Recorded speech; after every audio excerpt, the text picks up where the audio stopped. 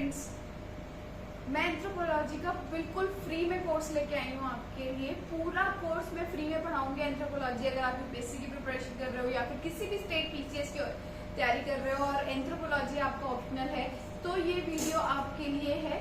अगर आपको वीडियो पसंद आए तो प्लीज लाइक और सब्सक्राइब करना, इससे मेरा मोटिवेशन बढ़ेगा। तो आज हम पढ़ने जा रहे हैं पेपर 1 का physical anthropology. I know physical anthropology सबको बहुत डिफिकल्ट लगती है, तो मैं I will try my best कि मैं इजी से इजी लैंग्वेज में पढ़ाने की कोशिश करूं। इतना इजी कि आपको समझ आ जाए, जो नॉन साइंस बैकग्राउंड से उसको भी और जो साइंस बैकग्राउंड से उनको तो समझ ही आ जाएगा। तो हम आज पहला टॉपिक पढ़ रहे हैं ट्विन स्टडीज। ट्विन स्टडीज, अब पहले किसी भी टॉपिक शुरू करने से पहले हमें एटलीस्ट पता होना चाहिए कि हम उस टॉपिक में पढ़ेंगे क्या क्या, किस किस टाइप के क्वेश्चंस आ सकते हैं। जब तक हमें ये नहीं पता होगा तो हमें वो टॉपिक पढ़ने का कोई फायदा नहीं है। ओके, तो सबसे पहले तो डेफिनेशन आ सकती है। अगर ना भी आए तो we have to write definition, है ना, we are expected to write definition. हम पहले डेफिनेशन पढ़ेंगे, उसके बाद पढ़ेंगे कि ट्विन स्टडीज के कितने टाइप्स होते हैं। अजम्पशंस, ओके, हमें ये काफी बुक्स में नहीं मिलता डायरेक्टली लिखा हुआ कि जब ट्विन स्टडीज की जाती है तो कुछ अजम्पशंस की जाती हैं। उन अजम्पशंस को लिखेंगे तो we will definitely have edge over others. हमें एक पॉइंट एक्स्ट्रा मिल जाएगा because we are telling examiner that yes we know what we assume during twin studies. History, अभी हमने पुराने क्वेश्चन पेपर्स अगर आपने देखे हो तो सीबीएसई यूपीएससी में थोड़ा सा ट्रेंड चेंज किया है। फॉर एग्जाम्पल अभी रिसेंटली उन्होंने जो 2022 वाला पेपर आया था तो उन्होंने पूछा था कि हाउ एथनोसेंट्रिज्म इवॉल्व। लाइक अगर आप नए हो तो आपको पता होगा कि नए हो तो आपको नहीं पता होगा कि एथनोसेंट्रिज्म क्या होता है। बेसिकली एथनोसेंट्रिज्म इज किसी भी कल्चर को या किसी भी रिलीजन को एक एज अ बैकवर्ड देखना, उसको हम एथनोसेंट्रिज्म कहते हैं। तो कैसे इवॉल्व हुआ, तो we should know what is history behind the studies. Application क्या है, ट्विन स्टडी की एक हेरिटेबिलिटी एस्टिमेट्स टर्म से एप्लीकेशन है। तो डायरेक्टली क्वेश्चन आ सकता है 10 नंबर में, what is application of twin studies. Zygosity, we determine कि जाइगोसिटी कैसे डिटरमाइन करते हैं ट्विन स्टडीज में, वो भी हम इस टॉपिक में पढ़ेंगे। Why we study twins in anthropology. कोई भी टॉपिक पढ़ने से पहले मैंने स्टार्टिंग में बोला था we should know why we are reading this in anthropology. अगर आप इस चीज का कंक्लूजन बना के लिखोगे ना, डेफिनेटली आपको 1 मार्क एक्स्ट्रा ही देगा यूपीएससी। उन्हें पता लगेगा कि बच्चे को पता है कि हमने ये टॉपिक जो है वो यूपीएससी में क्यों डाला है और उसका वो कैसे हेल्प करेगा during administration. And then we will study about limitations. Okay, and जब हम ये पढ़ेंगे कि why we study twins in anthropology, हम उसकी कुछ एप्लीकेशन भी पढ़ेंगे, जैसे कि केस स्टडीज पढ़ेंगे। अगर आप केस स्टडीज लिखते हो तो you know how it will help you. तो आप वीडियो में स्टार्ट कर रही हूँ, पूरा एंड तक देखना। ओके, डेफिनेशन, सबसे पहले हमें पता होना चाहिए कि ट्विन स्टडीज है क्या। ट्विन स्टडीज का मतलब है कि एक ही प्रेगनेंसी से जब 2 ऑफस्प्रिंग्स होते हैं, जब 2 बेबीज होते हैं तो उसे हम ट्विन्स बोलते हैं। ट्विन्स एक ही मदर से एक ही टाइम पे सेम प्रेगनेंसी से अगर 2 बच्चे हो रहे हैं तो उसको हम ट्विन्स बोलते हैं। तो 2 टाइप के ट्विन्स होते हैं, मोनोजाइगोटिक, दूसरा होता है डाइजाइगोटिक।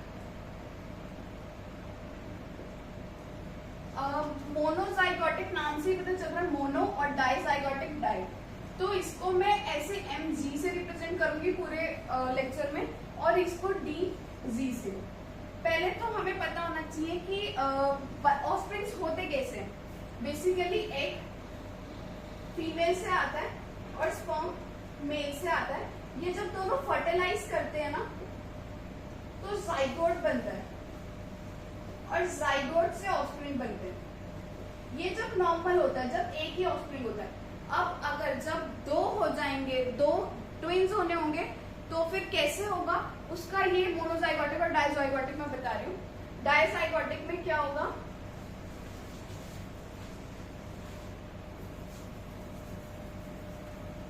डाइजाइगोटिक में क्या होगा, 2 एग्स एंड 2 स्पर्म्स अलग अलग फ्यूज करेंगे और 2 जाइगोट्स बनाएंगे, और ये 2 जाइगोट्स अलग अलग डेवलप होके अलग अलग ऑफस्प्रिंग्स बनाएंगे। अब इस केस में एक बॉय एक गर्ल भी हो सकता है और दोनों बॉयज और दोनों गर्ल्स, ये भी केस हो सकता है। तो अगर आपने देखा हो कि आपके आसपास में ट्विंस होते हैं बट वो सेम शक्ल की नहीं होते, अगर एक लड़का एक लड़की होता है तो वो वाला केस जो होता है वो डाइजाइगोटिक ट्विंस होता है, जिसको हम डीजी से रिप्रेजेंट करते हैं। उसके बाद आता है मोनोजाइगोटिक। मोनोजाइगोटिक में क्या होता है, जो सिंपल ही प्रोसेस चल रहा होता है कि एग है, एक ही स्पर्म है, इन दोनों ने फर्टिलाइज किया, जाइगोट बनाया, एम्ब्रियो बनाया, एंड देन इसके बाद क्या हुआ कि ये डिवाइड कर गया। जब एक ही जाइगोट था हमारा, वो डिवाइड कर दिया दो में, और अब ये ऑफस्प्रिंग्स अलग अलग डेवलप हो गए। तो इस केस में क्या होता है कि या तो दोनों गर्ल्स होंगी या दोनों बॉय होंगे। इसमें एक केस और होता है सियामीज ऑफस्प्रिंग्स। सियामीज ऑफस्प्रिंग्स अगर आ जाए, वैसे थोड़े लेस चांसेस है बट स्टिल अगर you should know for prelims as well. Siamese offsprings क्या होते हैं, वो ऑफस्प्रिंग्स होते हैं जो अटैच होते हैं। अगर आपने कोई भी बॉलीवुड या हॉलीवुड मूवी देखी हो तो उसमें देखा होगा कि दो ऑफस्प्रिंग जो बिल्कुल अटैच है, उनका या तो कोई भी पार्ट अटैच है या फिर उनकी हैंड्स अटैच है या उनका हेड अटैच है, तो उनको सियामीज ऑफस्प्रिंग्स बोलते हैं। और वो मोनोजाइगोटिक जो होते हैं वो मोनोजाइगोटिक ऑफस्प्रिंग्स होते हैं। इनकी शक्ल भी सेम होती है, इनको आइडेंटिकल ट्विंस बोलते हैं, और इनको बोलते हैं हम फ्रेटर्नल ट्विंस।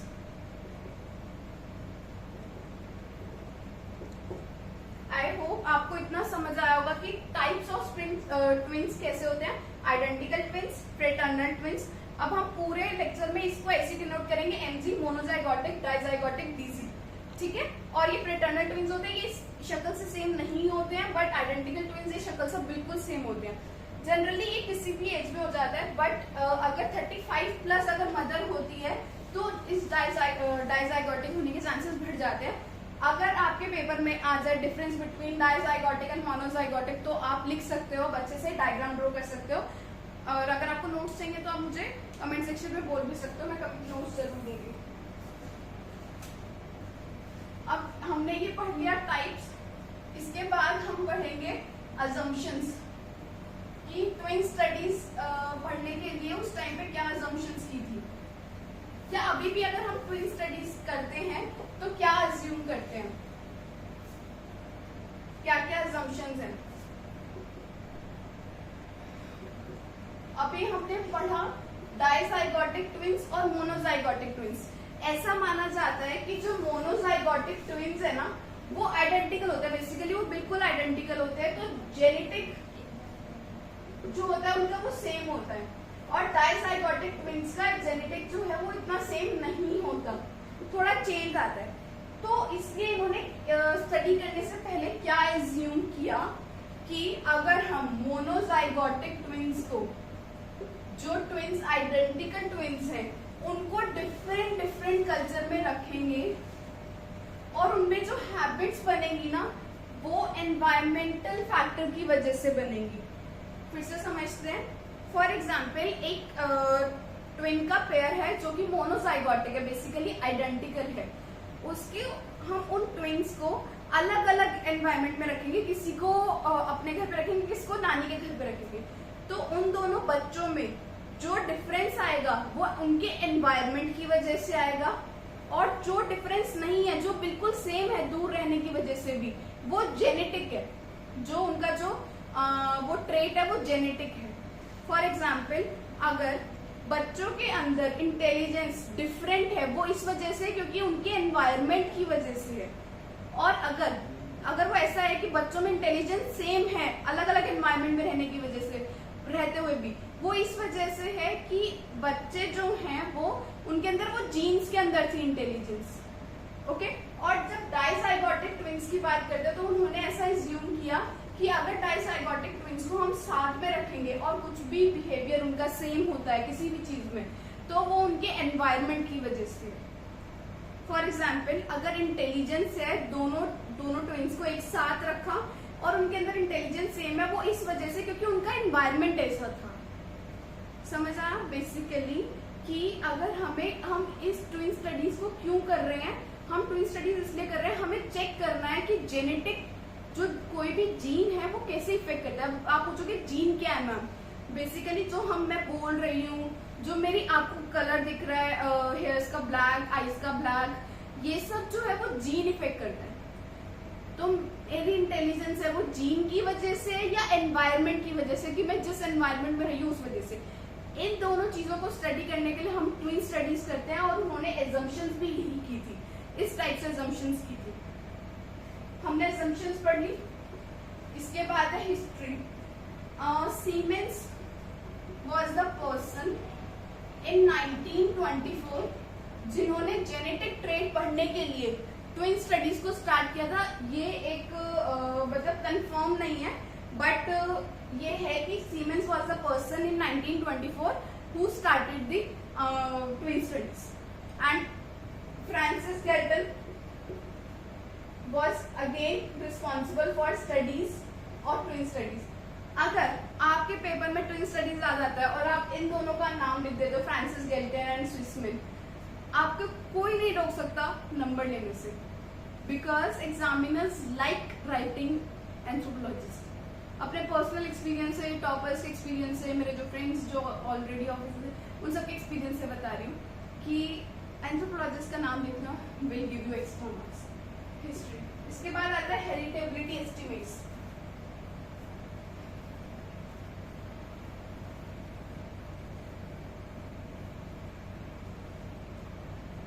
एप्लीकेशन का ही पार्ट है हेरिटेबिलिटी एस्टिमेट। हेरिटेबिलिटी एस्टिमेट का मतलब क्या है? हेरिटेबल। हेरिटेबल का मतलब है एक जनरेशन से दूसरी जनरेशन में जो चीज जा रही है उसको हम हेरिटेबल बोलते हैं। फॉर एग्जाम्पल, मैं अपने पापा जैसी हूँ, तो क्योंकि उनके जीन्स मुझ में ट्रांसफर हुए हैं, that is heritability. Heritable that means जो ट्रांसफर हो रहा है एक जनरेशन से दूसरी जनरेशन में।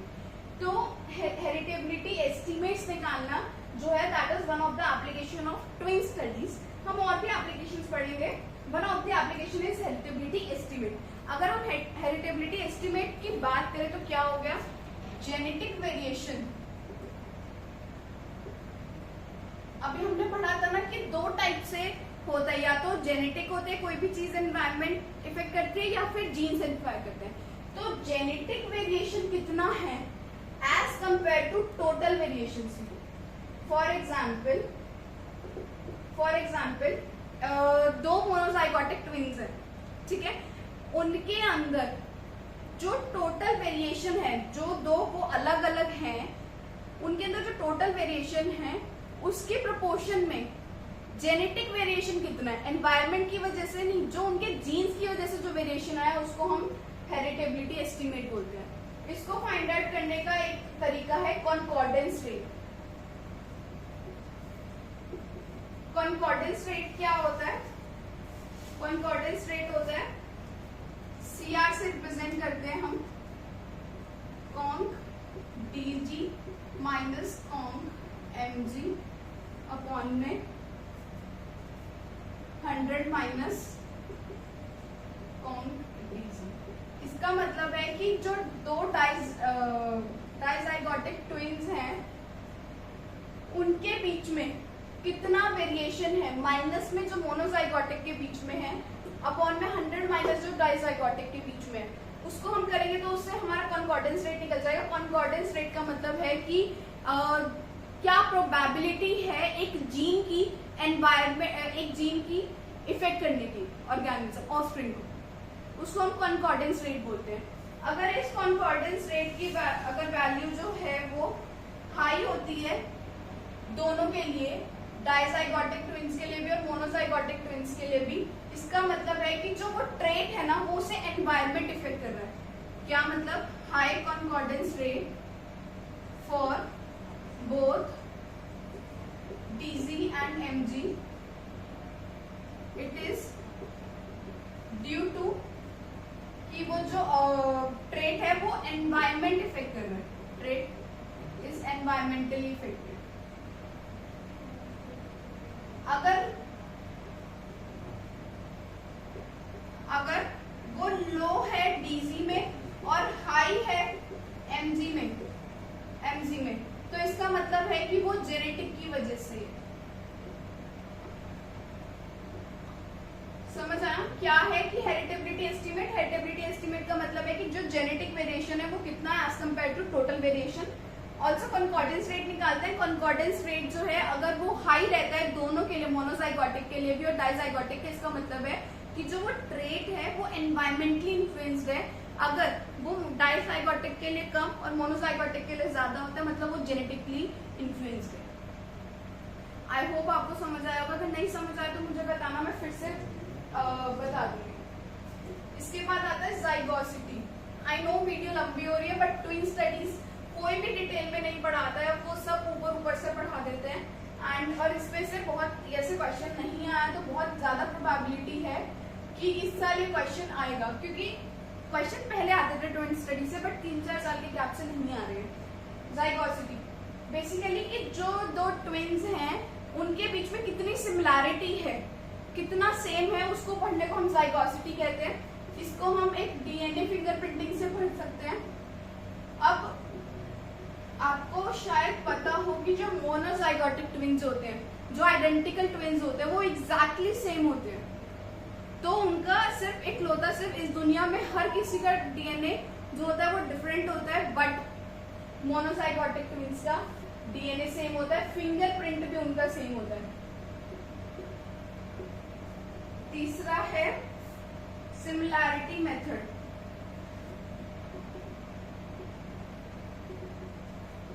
जैसे HLA हो गया, आप इसे सिर्फ नाम से याद कर लो बिकॉज HLA एक बहुत ही टेक्निकल प्रोसेस है, बहुत ज्यादा नहीं बट थोड़ा सा प्रोटीन का प्रोसेस है। अगर HLA सेम होता है in case of monozygotic, but dizygotic में सेम नहीं होता। और चौथा है ग्राफ्टिंग, स्किन ग्राफ्टिंग। मतलब अगर आप मोनोजाइगोटिक ट्विन्स की बात करो तो वो अपने एक दूसरे के ऑर्गन्स एक्सेप्ट कर सकते हैं। डाइजाइगोटिक में कंफर्म नहीं है कि वो पक्का एक्सेप्ट करेंगे या नहीं करेंगे। उसके बाद आता है व्हाई वी स्टडी। हम क्यों पढ़ते हैं? हम इसीलिए पढ़ते हैं क्योंकि डिसीज की स्टडी करने के लिए, लाइक कोई भी डिसीज है। अब रिसेंटली आपको बताती हूँ मैं कि ब्रेस्ट कैंसर की जो स्टडी है वो ट्विन स्टडीज की वजह से इजी हो गई। अगर आप एग्जाम्पल लिखोगे तो obviously it will make edge over others. तो डिसीज की स्टडी के लिए कि एक जीन जो है वो कितना इन्फ्लुएंस करती है, एक जीन ट्रेट की स्टडी के लिए ट्विन स्टडीज जो है वो इम्पोर्टेंट है। दूसरा बिहेवियर के लिए एक केस स्टडी बताती हूँ यहाँ पे। केस स्टडी जिम ब्रदर्स की केस स्टडी है, 1960s की केस स्टडी है। इसमें क्या हुआ था कि जिम ब्रदर्स जो है वो ट्विन्स थे, वो जब 4 हफ्ते के थे उनको अलग कर दिया गया था, और जब 39 इयर्स या 37 इयर्स 37 इयर्स के थे वो जब मिले तो क्या मिला कि उन दोनों में सिगरेट पीने की हैबिट है, दोनों ही सीवियर हेडेक रहता है दोनों को, दोनों ही बहुत फास्ट ड्राइविंग करते हैं, दोनों के ऑलमोस्ट रेट जो है वो सेम थे। दैट मीन्स कि ये सारे जो चीजें हैं वो क्या कौन डिफाइन कर रहे हैं? जीन्स डिफाइन कर रहे हैं। उनके एनवायरमेंट अलग होते होते भी वो सेम है। ऐसी ही सेम केस स्टडी मिनी मॉसा ने की थी। उन्होंने भी सेम किया था कि जो दो ट्विन्स हैं वो अलग अलग होते हुए भी वो सेम तरीके से पोज करते हैं, like they used to pose always like this. Third is nature nurture. Nature nurture debate को भी ये हेल्प करता है स्टडी करने में। What is nature nurture debate? Nature is की एक चीज को नेचर इनसाइड जीन जो इफेक्ट कर रही है किस स्टेट को और किस स्टेट को नर्चर एनवायरमेंट इफेक्ट कर रहा है, इसकी स्टडी को हम नेचर नर्चर डिबेट करते हैं। इसके लिए मैं अलग से एक वीडियो लेके आऊंगी बिकॉज ये बहुत इंपॉर्टेंट टॉपिक है। इसमें 3 ही पॉइंट है कि why we do we study. इसी को इलाबोरेट करके हम इसको 4 से 5 पॉइंट बना सकते हैं, है ना। एंड इसके बाद है लिमिटेशंस। लिमिटेशंस क्या है ट्विन स्टडीज की? एक तो ये कि हम जो भी किसी एक उसमें पढ़ रहे हैं उसको हम पूरे पॉपुलेशन पे जनरलाइज कर रहे हैं, दैट इज नॉट ट्रू। और जो असम्पशंस जो हम लगा रहे हैं वो असम्पशंस कहीं ना कहीं हर जगह फिट नहीं बैठती हैं। इसके अलावा जब भी हमने इसके जो डाटा को और रियलिस्टिक डाटा को जो कंपेयर किया वो एग्जैक्ट सेम नहीं आया। तो इसके कुछ ये लिमिटेशंस हैं जो कि ट्विन स्टडीज के भी हैं। आई होप आपको ये लेक्चर पसंद आया होगा। अगर लेक्चर पसंद आया तो प्लीज अपने फ्रेंड्स के साथ शेयर करो, मुझे कमेंट सेक्शन में बताओ और आपको किस टॉपिक पे वीडियो चाहिए and stay tuned for the next few videos. Thank you.